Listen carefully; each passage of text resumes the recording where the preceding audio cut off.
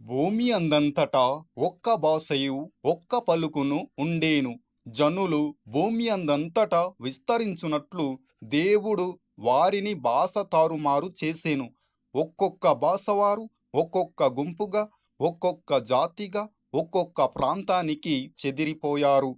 వేరే భాష వారితో సహవాసము చేయాలంటే భాషలు అర్థం కాక వేరు వేరు జాతులుగా గుర్తించుకున్నారు. అందువల్ల అన్యజాతి వారితో సహవాసము చేయుట అయినను ముట్టుకొనుట అయినను ధర్మము కాదని కొన్ని జాతుల పెద్దలు నిర్ణయించుకున్నారు. అయితే ఏ మనుష్యుడును నిషేధింపదగిన వాడు కాదు. అయితే యావత్ భూమి మీద కాపురముండుటకు దేవుడు ఒకని నుండి ప్రతి జాతి మనుషులను సృష్టించి తన్ను వెదకు నిమిత్తము నిర్ణయ కాలమును వారి నివాస స్థలము యొక్క పొలిమేరలను ఏర్పరచెను. దేవుడు ఎవరికిని దూరముగా ఉండువాడు కాడు. మనమాయనయందు బ్రతుకుచున్నాము, చలించుచున్నాము, ఉనికి కలిగి ఉన్నాము. కాబట్టి ఇప్పుడు కులము మార్చుకోవలసిన అవసరం లేదు.